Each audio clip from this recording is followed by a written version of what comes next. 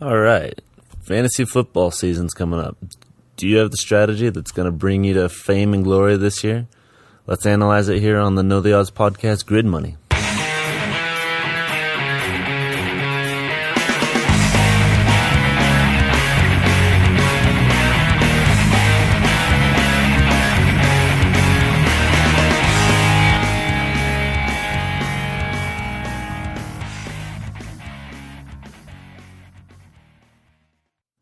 Well, this is Grid Money. I'm Mason Poole.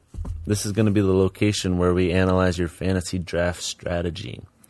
First of all, I want to hear what is the worst punishment that you have gone through for losing a fantasy year. My league does the little homemade trophy that we pass around, and the wives hate it, but we always put it in the middle of the living room, and that's all fun and good. But the real kicker on fantasy leagues that I love hearing about is the losing punishment for the last place. If you've had a bad one happen to you, let me know. I'd love to hear about it. As usual, you can always find more information at knowtheodds.com. Go there to get your research started on anything money related when it comes to sports and football and gambling, and making sure that you're making the wisest bets possible.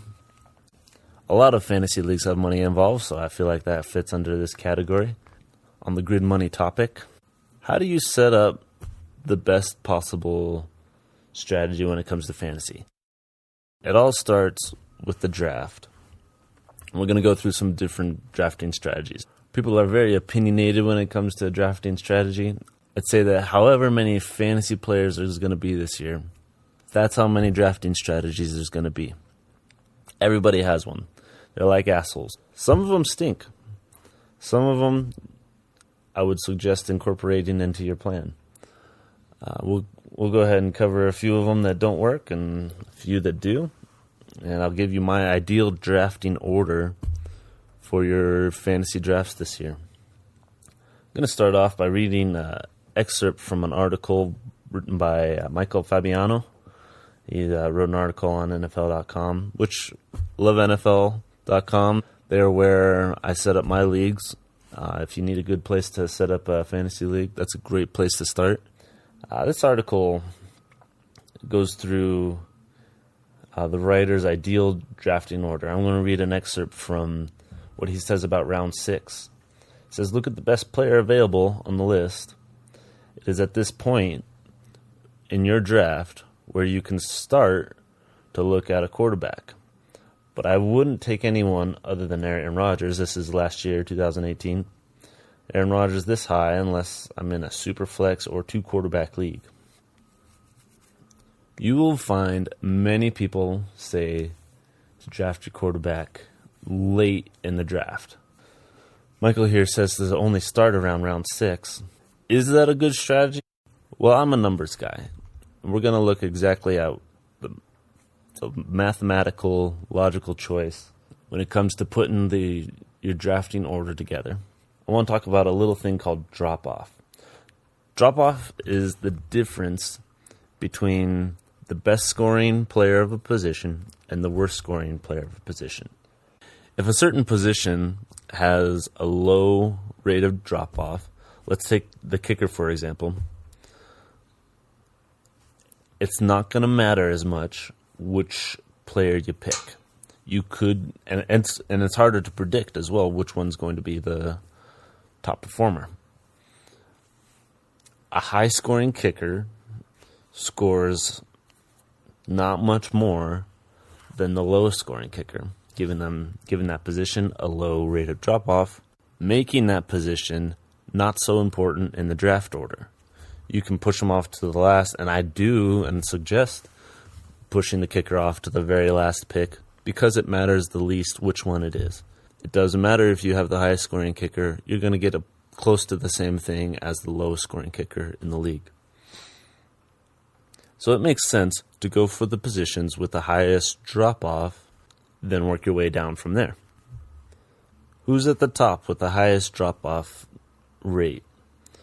Number 1, we got running backs with about 288 points between the highest scoring running backs and the lower end of the full-time running backs. 288 points. That's how many points you're going to be missing out if you don't get a high-end running back. That's what most people will say to draft first, is your running backs. And it makes sense because the drop-off is so high. Right below running backs is quarterbacks. They're at 283 drop-off rate. Kickers are at 94, by the way, way at the bottom. But with a quarterback, you're missing out on 283 points if you don't get, throughout the season, if you don't get one of the top performers. So ideally, when I draft a team, the first 3 rounds, I like to go running back, quarterback, running back. And that blows some people's minds because there's, like I said, so many people are opinionated about this. There's no way that some people would ever take a quarterback that early in the round. Let me explain this a little bit further, why I like quarterbacks so high in my draft pick. Not only is their drop-off pretty comparable, they're only a few points away from being first-round picks in my book, but a quarterback is more of an investment, whereas a running back is more up to luck and more of a gamble, more of a bet, which is nothing wrong with betting. If you bet and go big, you could win big and just win the season. But if you play by the numbers, you're more likely to have a successful season. Here's what the numbers are telling you. The top 10 scoring fantasy quarterbacks last year in 2018 played in all of their games all season. They were putting up points, showing up consistently every game of the season. When you compare that to the running backs, only 6 of the top 10 running backs played in all of their games. That means the player that people are telling you to put your first 3 picks on has a 60% chance of not even giving you points in all of your games. That makes it a gamble in my book, which is fine, but it's pretty risky, and you're more likely to lose big on that than you are to gain. That's what I think about quarterbacks. All I'm trying to say is don't wait too long before you get your quarterback. They are the most important player. You only get one. You have a couple tries to get it right on the running backs. You only get one shot at the quarterback. So don't wait too long before you draft them. At round 4, you have 2 running backs and a quarterback. Round 4, I put towards the tight end. Again, at first look, that might not make much sense to you. But if you look at the rate of drop-off, they're next in line at 230 points between the high-end and the low-end scorers. 230 points, 100 of those points goes down in the first 5 top scorers. If you don't get one of those top-scoring tight ends, your chances of getting a high-scoring tight end goes down significantly, which is why I try to get them out of the way as quick as possible. I may even go to round 3 with one of them.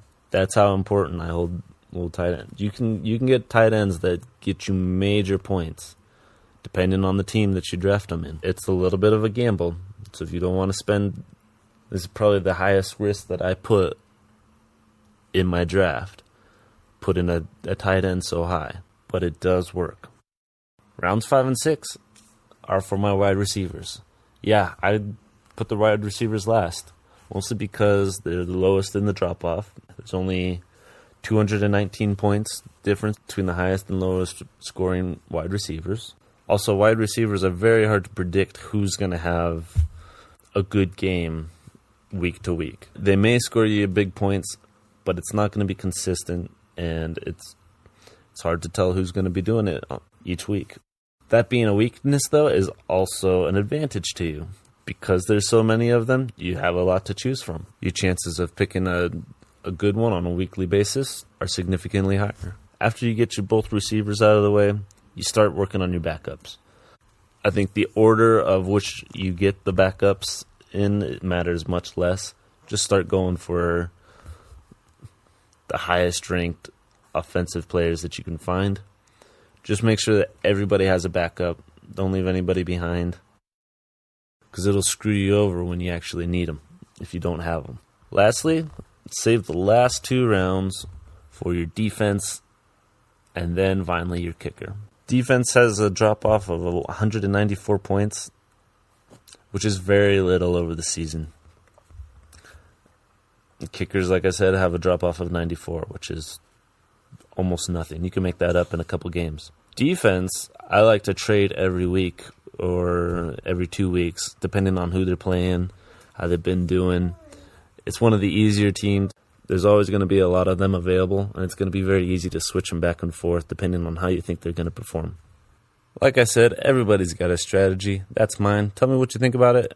I really want to know what your worst punishment was for being a fantasy loser. Send those out to me. I can't wait to hear them.